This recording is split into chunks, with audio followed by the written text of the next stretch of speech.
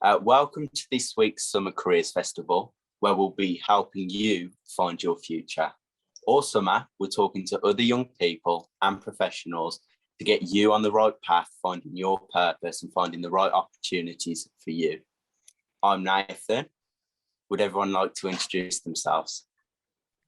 Hi, I am Mima and I work with Life Proof. I am 19 years old and I just do some hosting and presenting for them.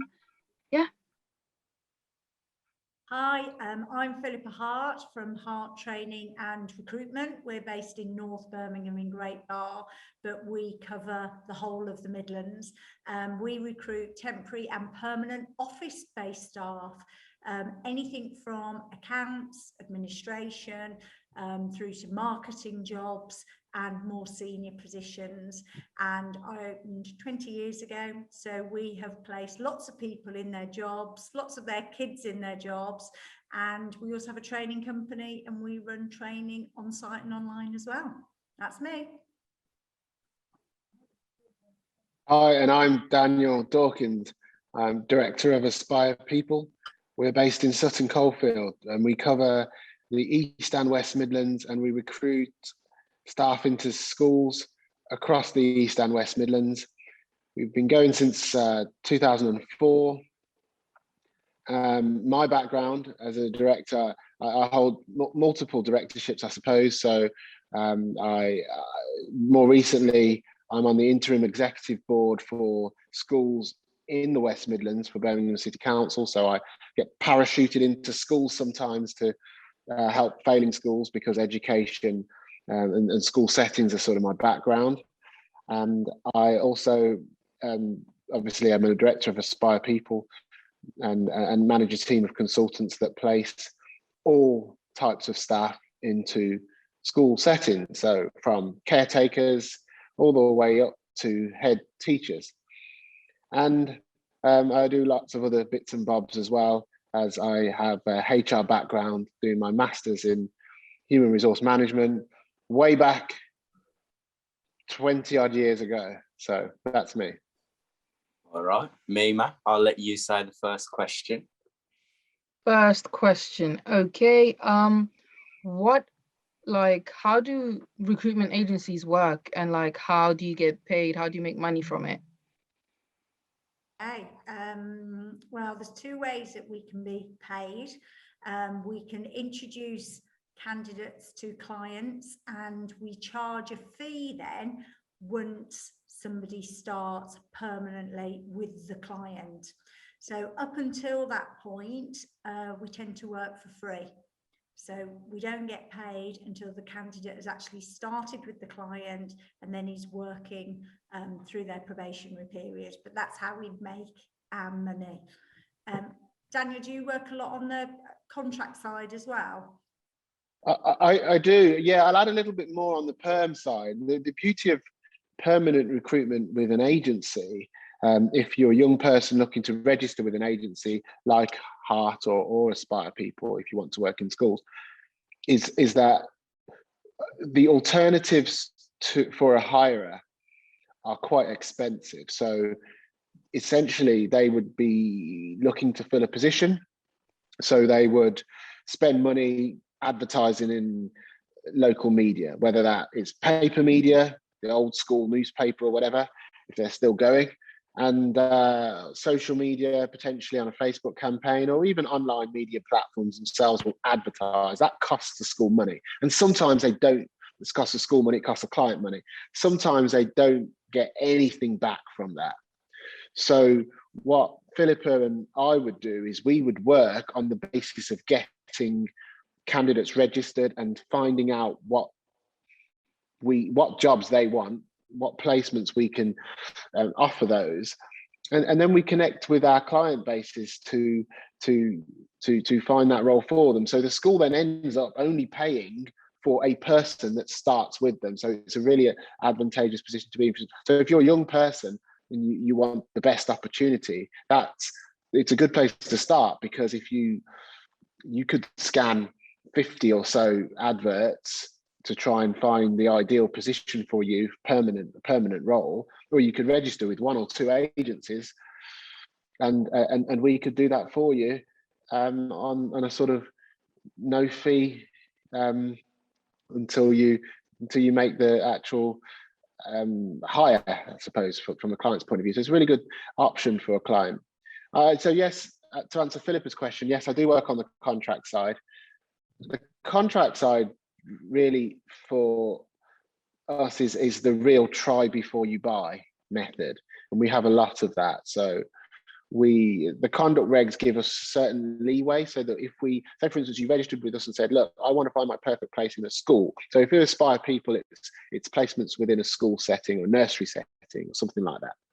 We would say, register with us, we'll do all the vetting checks, and then we would place you into a setting that we thought works for you. After 2 weeks, you could say, I don't like this setting. I don't really gel with the manager, or I don't really gel with the team. I don't like that. We can move you on to another setting, and then that setting could be perfect for you. So if that setting's perfect for you, then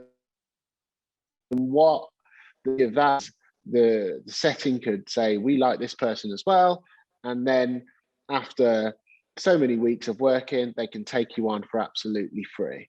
And that's a really another of registering with an agency like Aspire or Hart if you want an admin role, because again, it's really cost effective for the client. So yes, that's sort of an outline of perm, what we call perm, and what we call long-term temp to perm, try before you buy. And as Daniel, does that answer your question, Mima? Yep. Yeah, it kind of gives an overview of how it goes about and Daniel doing so. touched on it's free for the candidate. So that's the main thing, is that we don't charge the candidate. It's the client end user company that pays for us to resource the right sort of people. So for a candidate, it's great to get that additional support, especially if they build a relationship then with a particular recruitment consultant who may even end up looking after their career. Okay, so what kind of, you've told us about recruitment agencies, what kind of benefits and opportunities would you give a young person, your business individually and as a whole as a recruitment agency? Well, when somebody contacts us, often now an individual will upload their details onto a portal. So it's sort of quite computer based. However, we still quite believe in talking to people and chatting to them, and we will give them advice on their CV and actually the layout of their CV and support with that. So that's the first thing that would happen. And then if we match the candidate to a particular position, we will then have the insight of that company. We'll know all about that company, the person that's interviewing them, and we'll be able to give them all tips on interviewing, the culture, etc., which is something you don't get if you apply for a job off a job board or in an advert. So they get all these additional tips and advice and support. And obviously what's happened a lot over the last 18 months is video interviewing. So tips on how to present yourself on video, what's in the background, what's happening, where you put your eye contact, etc., and helping building up people's confidence with video interviewing. So lots of tips there all the way through to the end. And Daniel also was saying about, if it's not right, the position, they can talk that through with us and explain that to us. And then it's our job to find them something else. And Daniel, yourself? Exactly the same. I mean, I can't really add to what Philippa said. I mean, we all work the same, but what I will sort of, to try and paint the picture for you a little bit, is by using something familiar. So we all know about football.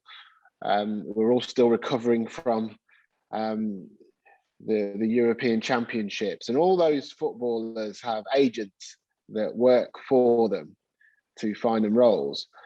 Harry Kane doesn't move to Manchester City by calling up Pep and saying, can I join you guys? I'm struggling at Spurs. I've not won a trophy. Come on, give me give me an opportunity. He doesn't do that. He has an agent. He pays that agent a lot of money. Essentially, Philippa and I recruit a team of skilled consultants who act as agents on our candidates' behalf. They sell our candidates into positions. They match properly. They work your CV, and they essentially, I suppose, give you the inside track on jobs that if you were just calling up or just sending in your CV speculatively, you're leaving it to not chance, but you are putting yourself in a less advantageous position than you would be if you had an agent who's skilled, who has already forged these connections with, the clients, the hirers, if you will. You are getting the inside track and getting that help from a qualified agent. Right. So the whole Summer Careers Festival is all about young people, as I'm sure you're aware. Is there any kind of support or any help that you could give to people as young as 13, because they're considered young people, or is it kind of 16 upwards? With regard to sort of us finding people jobs? Yes. Yeah, because often what a client of ours will want, and especially for Daniel, they're looking for people with experience, but what a great recruitment consultant will do is spot the talent in an individual. So they'll spot what a young person has already achieved. They'll have examples of stuff they've done, whether it's volunteering, whether it's Duke of Edinburgh, whether they've had a part-time job. For me, I do get jobs that are sort of maybe what I'd call entry-level jobs, where they can be working in an office and they'll have the time for somebody to be training them on those jobs. And often those are temporary jobs. So it's good for youngsters to be looking out for temp work, because there's flexibility with it, there's a range of it. And especially individuals that have worked in hospitality, working in retail. Those are great skills for people to develop and evolve with their careers. Quick question. I would just like to know how, say for example, because I've looked into recruitment agencies and I just didn't know which company to pick. So what advice would you give? What are the points that I should be looking for when looking for a good agency, a recruitment agency? What are the type of things I should be looking out for? Okay, so Mima, just to jump in there, Mima, I'm going to add a little bit more to the question, to Nathan's question first, about the 13-year-old to 16-year-old sort of question, and then we'll go back to your question, if that's okay. No worries. With the 13-year-olds, I think that's right up my street, because I work with schools and I work with 700 to 800 schools across the East and West Midlands. So I get to speak to a lot of secondary school pupils, if you will, all the time. What our consultants do is we go into secondary schools, we hold career workshops, we do CV workshops. So again, as Philippa mentioned, if you're a young person and you register with Philippa's agency or my agency to find a job, we rewrite your CV, rework your CV, word it in a way that we know appeals to our client base. We do all that for you. So what we do as well, because we work in schools, we go into schools and do that for young people before they enter the world of work at the age of 13. We've got an actual exciting project that I can't sort of reveal the details over this forum, but something else that we're going to be rolling out to secondary schools next year as well, which will help. It's part of what schools tend to call their business enterprise days, but that's to encourage entrepreneurship in schools as well for 13-year-olds. It's not just about finding jobs, it's also about 13-year-olds, 14-year-olds, 15, 16-year-olds with their ideas, bringing those ideas into and that innovation to the workplace. Some don't want to just have a job, they want to bring an idea to market, and how do we do that? So there's plenty of scope for agencies to help young people who are still in a school setting. And I know that a lot of agencies, even those that don't work in education, will go into schools and will engage with the sort of the school cohort to sort of help them enter the world of work. So yeah, that's my bit. So sorry, Mima, your question again. Sorry. My question was just as my young self, I've actually looked into recruitment agencies for like different type of things like acting, music, and all that type of thing, even work. And I just never know what to look out for because some agencies, because I looked into modeling agencies and it's just they're all so very different and they all just require very different things. And I really don't know, you know, what's a scam, what's not, what's actually going to get me to where I want to go and what's, you know, just going to waste my time. So what am I looking for to find the right agency? Well, I mean, good old Google, it does show up a lot, doesn't it? With Yes. lots of agencies and lots of lists of them. But often, if you're thinking of the jobs, you can Google jobs nowadays. We used to Google flights and you'd get the name of the flight company, Jet2 and whoever it was. Well, now you've got a Google search and everything's listed in that. Well, agencies are pretty similar with the jobs. And I think then when you go on a website and you look at the types of roles they're recruiting for, then you can see if they're a specialist in the area. And they should also have testimonials on their websites from both clients and candidates saying what they're like. So it's looking at those reviews, it's looking at your social media, because with Facebook and Instagram, a lot of the agencies are advertising role support or their freebie stuff of support on all different platforms. So that helps you with your research. Yeah.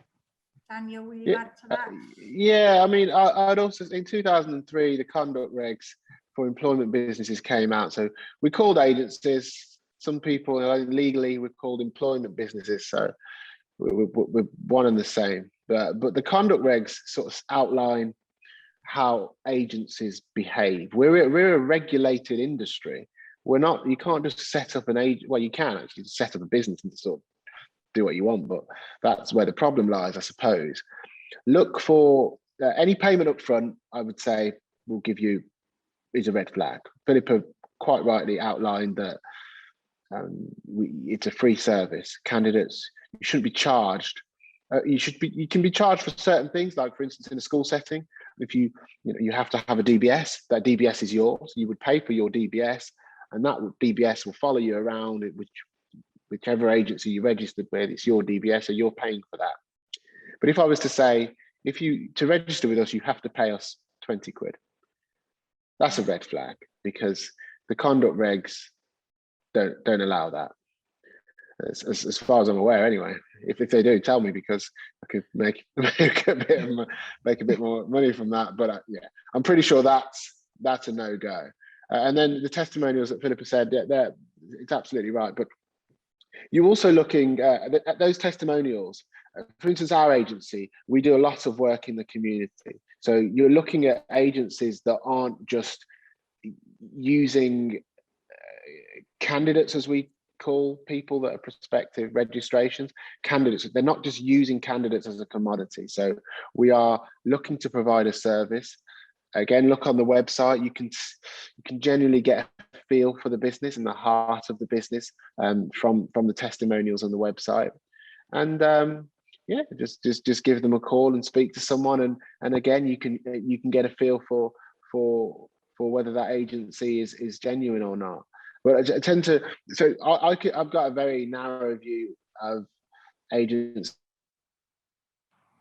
because I work in the education sector. And I would always say that if you were to want to work in schools or nurseries as a nursery assistant, or in schools as an admin assistant, or in schools as a TA, you would be looking at, and you wanted to work through an agency, you're looking for the agency that works with schools and partners with schools, rather than an agency that what I would call is very transactional. It's transactional is, I'll put you there and I'll get money for you, the end.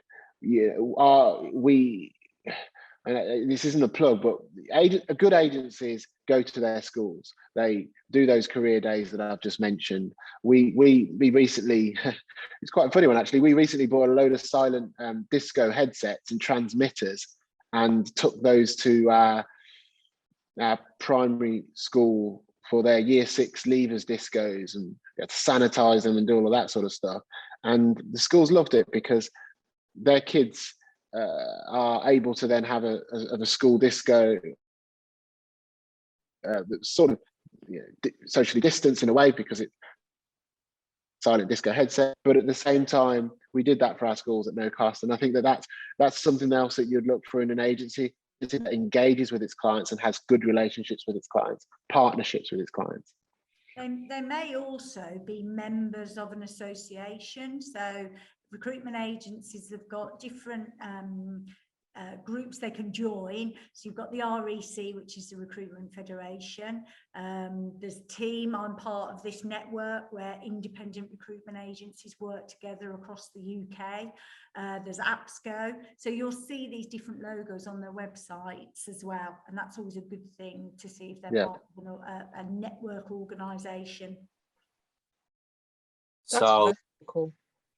This question, it's more so for Danny. Because of your niche to do with schools and your work with young people, but it's also for Philippa as well. So I know a lot of young people who are currently unemployed. The unemployment rate is massive right now, as I'm sure you're aware. What kind of work do you do to reach out to the people, that may need your kind of service, specifically those that are quite disadvantage? Is there any sort of reaching out that you do to people? Yeah, so I am my AirPods are at 10%, so I've got to make this short and snappy. So I'm a mentor, part of a local sort of charity group that just specialises in helping young people. That'll be the first thing. But proof is in the pudding. We recruit apprentices each year. We've got a good track record. Some of my managers within the business started off as apprentices within the business, or started off their apprenticeships within the business. We're recruiting for apprentices at the moment. We're also taking advantage of the Kickstart scheme, and we've recently been approved through the Department for Work and Pensions. We have a few vacancies within the office to work at Aspire people to start a career in recruitment. So spread the word if there's anyone who's looking for a position within a recruitment and wants that as their career. That's fine as well. But also we offer up to 150 CPD courses through one of our payroll partners as well, to help any young person sort of get their level 3 teaching assistant qualification. And we have lots of I suppose EYFS nursery assistant roles as well, with training available. At the moment, we have training over the summer through for Team Teach training. So that's something that you need to have if you want to work in an SEND school. So that's just a few things to mention off the top of my head that Aspire people do to help young people access the workplace. Okay, and I would say that through our network of agencies, we will promote apprenticeship schemes with partners, training providers that we partner up with. But also it is about explaining to people that getting the foot in the door at a company and maybe doing a job that you don't think is necessarily going to be your lifetime career, but starting there and helping out, whether it's in the warehouse, whether you're in a support role, your career could flourish from there if you prove yourself. And actually the good news is there are lots and lots of vacancies at the moment for entry-level individuals, even those that don't have the experience. Companies are being very open-minded because there's a shortage actually of people as a result of Brexit as well, and that can work to our advantage. So they're taking people on and putting them on in customer service roles, on training programs, which before they would always insist on having experience, and they're not at the moment. So we would chat to youngsters about that, and get them out temping as well, get them in these temporary roles to prove themselves, because so many of those become temp to perm. Phrase we use, temp to perm, try before you buy, as Daniel mentioned. And yeah, you go in, but this is the candidate who's actually trying before they commit to a permanent job. Yeah, and just to add to that as well, Nathan. I mean, is this the forum? Is this the right forum to specifically advertise for a job? I don't know. I mean, I will if you want me to, but as I mentioned earlier, we do have vacancies for, I would consider young people. I'm currently being made redundant as of September, so it's definitely something that I'll look into. Well, brilliant. Yeah, so we've got 3 compliance administrator vacancies. All are entry-level positions. Yeah, we have. Yeah, and we have. I've got 2 interviews tomorrow already, and what I've found is that it's been difficult to sort of access young people who want to take up an apprenticeship. Now, just to give you an example of the 2 apprentices that the last 2 apprentices that I've recruited on compliance alone. One was last year. That person couldn't be furloughed, so that person then stuck with the business. We didn't obviously make them redundant. We had a policy. I had a policy. I'm not going to make anyone redundant during furlough. We're going to rough it together. So he stayed and he joined what I call the COVID response team, so that we could deal with all our candidates and all our clients throughout the furlough period. He's then been promoted twice, and since in a year's time, and he's now on a full-time contract doing what we would call a candidate resource position. So that's someone who advertises for candidates and registers them, and even what we call pre-qualifies them for jobs, asking them whether they worked in a school setting before, what their experience is, etc. And the second person that we recruited, much to my compliance manager's frustration, recruited to the team, and in 2 months got promoted herself to becoming a candidate resourcer. So there are fantastic opportunities for young people, apprentices, to join progressive companies who want to invest time and have a mature teams. If you're an apprentice and you join a team and you sort of, they're just doing the same thing every day, all day. I mean, don't get me wrong, some jobs are like that, and that's how you start. But I think what I would say about the positions at Aspire people is that the job, you join a team, a mature team where you're supported, and job content is, as harping back to my HR days, job content is really important to me. So I like the job to involve doing all elements from the root to the fruit. You do the whole element. You don't just do one job of filing all day, for example. You do the whole process, and then you get the skills along the way. And we always leave our apprentices in a better position than we found them in. One of our apprentices started with us, and I there was no job actually after 2 years. There was no job for him, and he wanted to stay. And I said, look, you've got the skills now to move on. There is no progression for you, because the only progression is your manager, and your manager's not moving, so you need to move on. So I ended up kicking him out essentially, and then he got a job at KPMG, and now he's a bit too big for his boots, so I don't even speak to him anymore because he's a bit too big time for me. But so yeah, speak to your agencies. There's opportunities.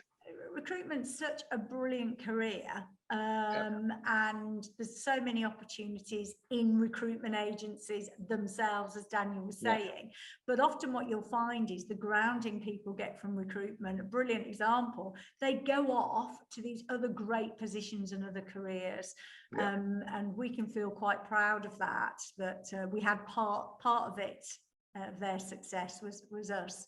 But I'm part of this network of agencies. There's 65 agencies in the Midlands. There's 700 of us across the UK. Every single agency I know is recruiting.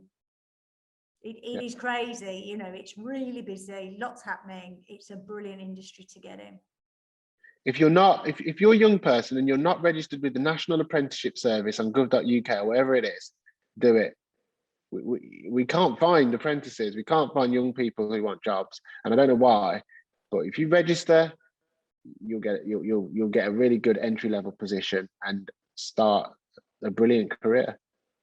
Crazy you should mention the apprenticeship on gov.uk, because I did go there and I was looking on, I think it was a level 2 housing and property job placement with a company.